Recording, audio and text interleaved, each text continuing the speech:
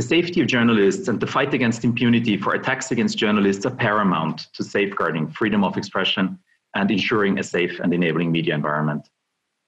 This is a commitment that all 57 OSCE participating states jointly pledged to uphold in the landmark OSCE Ministerial Council decision on safety of journalists, which was adopted in 2018. This decision specifically urges participating states to, and let me quote, take effective measures to end impunity for crimes committed against journalists by ensuring accountability as a key element in preventing future attacks, including by ensuring that law enforcement agencies carry out swift, effective, and impartial investigations into acts of violence and threats against journalists in order to bring all those responsible to justice and ensure that victims have access to appropriate remedies. Alongside these challenges to journalist safety, this year has been marked in particular by the COVID-19 pandemic. The pandemic has not only amplified existing trends in the deterioration of media freedom, but it has also added new layers of challenges. The media freedom landscape of this region is pretty diverse and very dynamic. Thus, addressing opportunities and challenges in ensuring a democratic media environment in compliance with OSCE commitments and other international norms remains priority for all. I pokušavamo da obezbedimo demokratsko medijsko okruženje u skladu sa OEBS-ovim obavezama koje se zemlje imaju i međunarodnim normama. To je prioritet za sve nas. Takođe, treba reći da su novinari prenosioci poruka za javnost i što se tiče obaveza OEBS-ovih država članica prema slobodi informacije, slobodi medija, one stiču sve veću relevantnost, pogotovo u ovom okruženju gdje imamo pandemiju, gdje imamo veoma ranjivu situaciju gdje su novinari u regionu veoma ranjivi. I have come to the conclusion that only together, my favorite Serbian word, zajedno, we can achieve more in terms of growth of media freedom in the region. Indeed, a significant progress in the creation of the preconditions for improving safety of journalists can only be reached through a constructive dialogue involving all stakeholders, mutual understanding, and permanent learning. This is one of the key messages we want to be heard during the works of this conference. Although this event predominantly gathers participants from Southeast Europe, the concern for safety of journalists is global. Let's be frank. In fact, throughout the OSCE region, journalists are still threatened, attacked, or even killed for their work.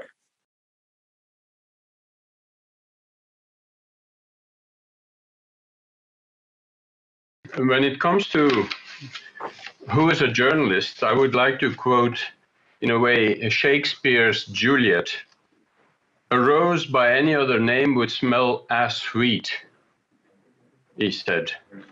We, on the other hand, are not sure whether or not what we see emerging around us can and should be classified as media. We do not know if we can trust the information we receive from those resources and sources, nor do we know whether or not our policy and regulatory framework apply to these new modes and technologies of communication.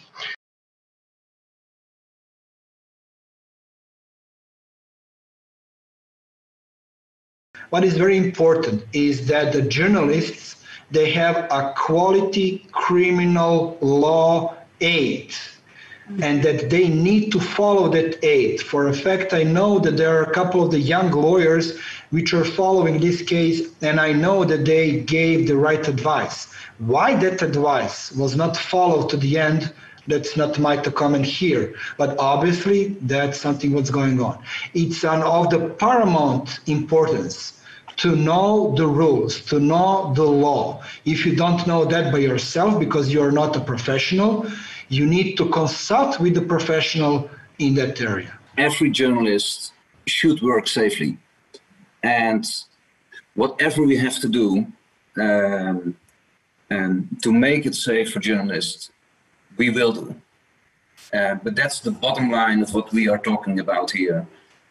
Wherever you go, whatever you do as a journalist, if you are an investigative journalist or in which area in journalism you work, you have to work safely.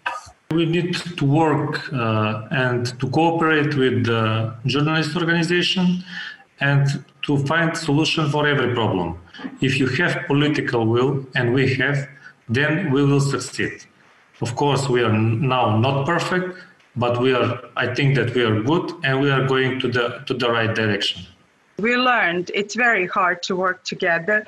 We learned we need to know more about each other's mandate and the work. We need to adjust the legal framework to the challenging conditions that represent functioning in a digital society. We learned that the rule of law is something that needs support in implementation, because we are not always either fully aware of what the rule of law is or what it says, or we are not, we don't see it implemented always to the full extent. We learned that we need to communicate with public as the information and of public importance and the public debate cannot be replaced by anything in a democracy, and it's very important for each single citizen living in each of our countries. So a lot to take further, and the hard work is in front of us.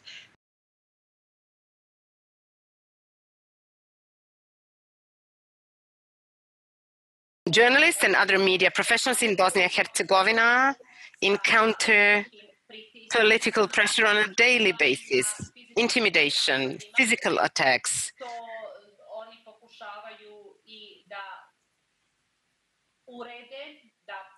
They are trying to regulate this, to change their status. We have to be support to that, and today's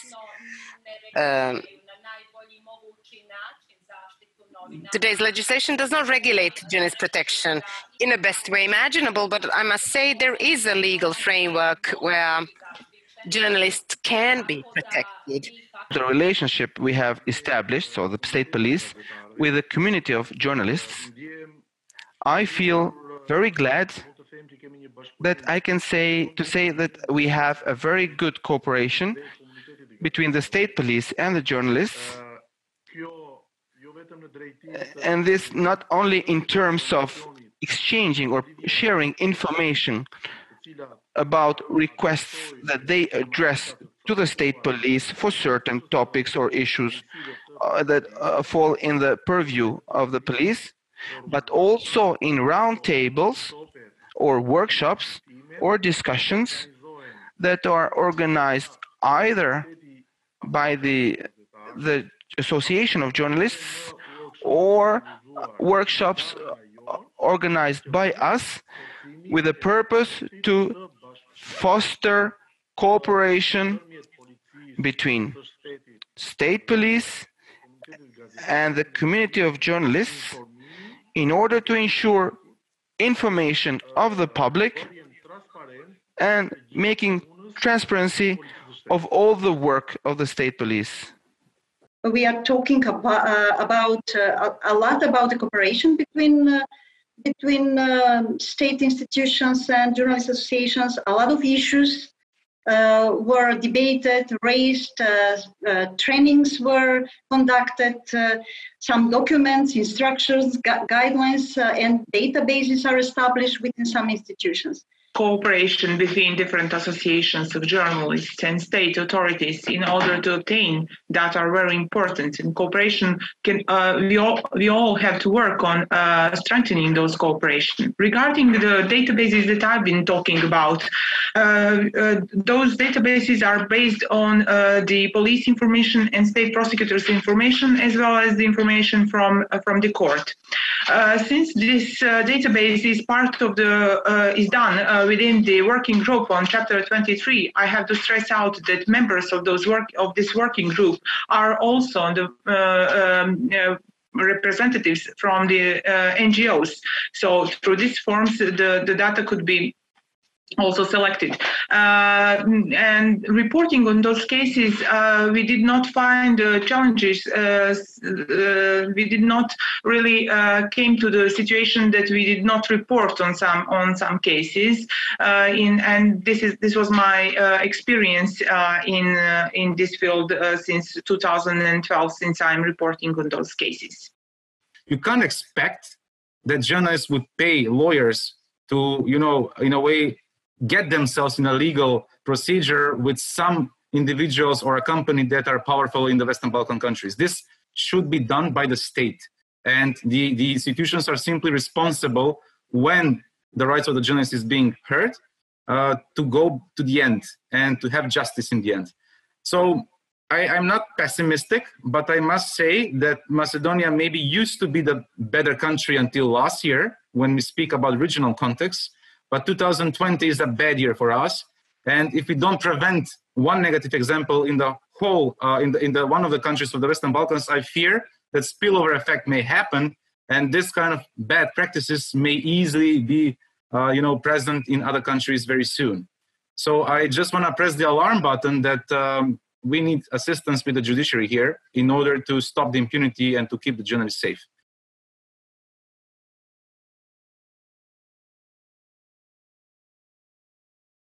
10 days ago, we have launched a 2.4 million euro grant for the media sector to be rolled out over the next 3 years to support the media, and we have asked the European Endowment for Democracy to be our implementing partner to provide grant in a fast and flexible way to address some of the need of the media community. And on the same spirit, with the same sense of importance and urgency, we have decided to work with the OSCE on a new project that we launch today, that we sign also today with the OSCE representation in Belgrade with Andrea, with a grant of 300,000 euro over the next 3 years to help strengthening the safeguard for freedom of expression, and of course to ensure pluralism of professional and objective voices in the digital era. Of course, looking at local level, minority outlets, so the media industry should be looked not just at the big group, but also we need to look at the small outlet. They need to have their own help, also including at the local level. So I sign.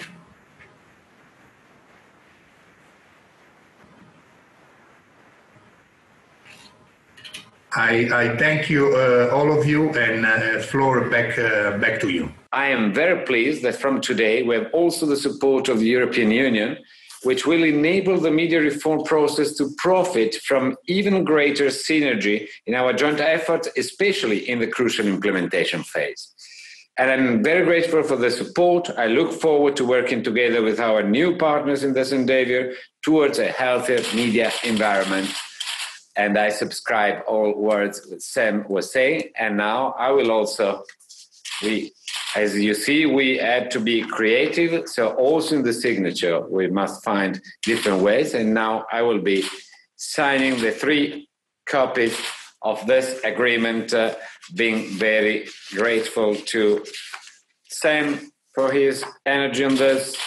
And of course, not forgetting our Norwegian and USAID partners who enabled us to try to be efficient since the very beginning on this essential issue. So you see that today's and yesterday's and today's conference not only gives a platform for this, but it gives also good ideas to try to be even more concrete.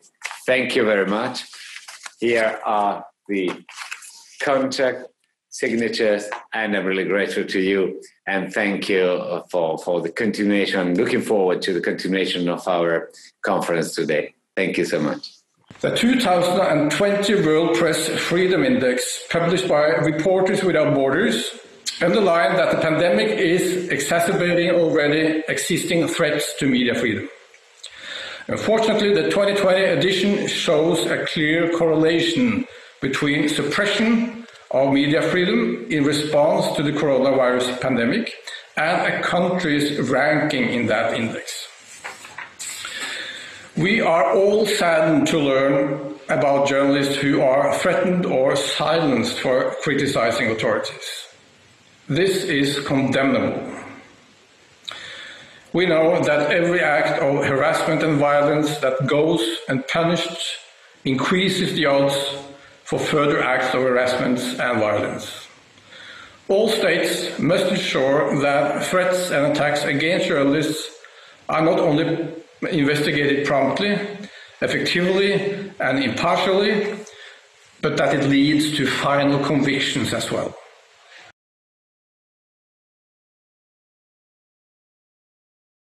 What's new? Emergency. It's an emergency for journalism.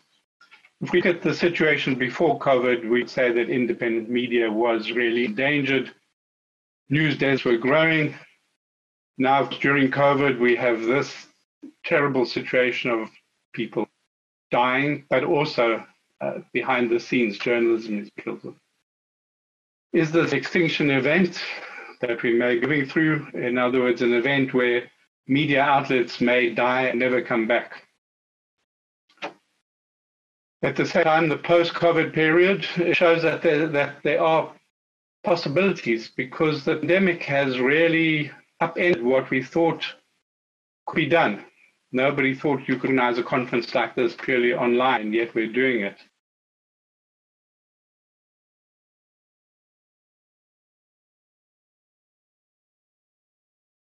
For the citizens, it's crucial that they can rely on credible media, and that also demands a pluralistic media landscape.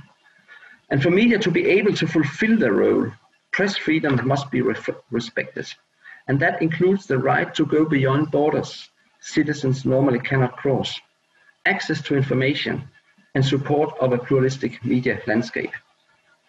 Looking at those three elements, there have been, unfortunately, violations. Restrictions have created new obstacles for citizens and journalists, and then journalists are suddenly pushed away from reporting, on an example, lack of protective equipment, accused to have violated restrictions. We have seen that some time in the Balkans also. We have stories about that, and you know much better than I when reporting. We have examples of journalists being both threatened, fined, and detained when actually trying to deliver true and crucial information to the citizens.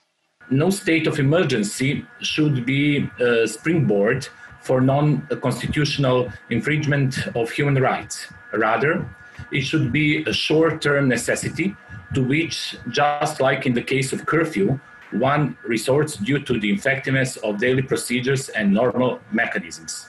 In such circumstances, already reached media freedoms could easily come under threat, even though government representatives, regulatory bodies, and independent institutions formally denied any alleged restrictions of the freedom of expression in the beginning of the state of emergency. The fact remains that a number of events were seen in the course of the state of emergency that proved them wrong. The positive changes that have taken place in the media community are the strengthening media role in informing and educating citizens about coronavirus. It seems that the citizens reminded themselves how media and journalists are important, and that without them it wouldn't be possible to overcome all difficulties of quarantine, isolation, and problems with pandemic influences to our society. Journalists encountered restrictions in the access to information. As far as the sources of information were concerned, institutions were not as readily available as before, unlike others such as experts and analysts that were now more accessible due to the use of the new technology. At the online press conferences, there was no sufficient direct interaction with the public officials, which affected the efficiency in revealing the truth. There have been cases of privileged access for certain media to exclusive information from the state institutions. At a certain point, not all journalists were granted license for movement in the curfew.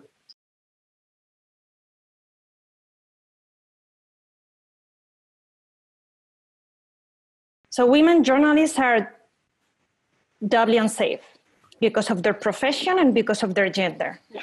Many times we face prejudice, gender bias, attacks are often sexualized, and many times extended to their personal lives and families.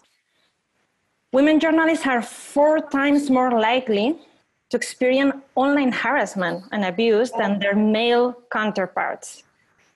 And I can assure you, and my guest today too, that there is nothing virtual about online harassment and abuse. Jedna situacija koja je zapravo po meni najslikovitije opisuje kako biti novinar u Srbiji, kako biti novinar u Srbiji, posebno sve to raditi tokom vanrednog stanja, tokom epidemije, je moment kada su me pretresali, naime jedna politika je došla i izvojila me u jednoj podrumskoj prostoriji mi je naređeno da se skinem potpuno gola kako bi me pretresla. U momentu dok je to radila, znači ja stojim naga, ona čuči ispred mene i pretresa mi izbjegava. Na njeno pitanje zašto sam uhapšena, ja sam odgovorila da sam novinar. Njena reakcija je bila vrlo podrazumevajuća. Aha, što je praktično značilo da sam dovoljno da ste novinar i da vas neko uhapsi i baci u ćeliju. We have a journalist, Jeta Čari, a lady, who runs an investigative mission live in Kosovo, it's called, who, through an organized online Facebook page, was targeted by being called as a mercenary of one of the political parties here in Kosovo. The same female journalist was attacked by a high political official in Kosovo, and he called her and compared her, in fact, to a septic pit, Serbian septic pit that must be closed. Imagine such a vocabulary by a high political figure in Kosovo who says that it's time not to disinfect, but to close with concrete these Serbian septic pits that are still in Kosovo. My work and other colleagues is getting harder and harder here, especially as a woman.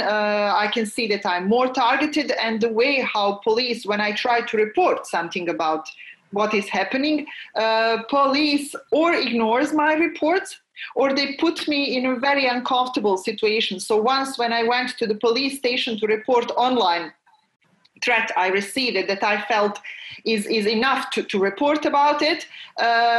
First of all, police told me, oh, we don't know anything about internet. We don't know how to deal with that. And I was insisting.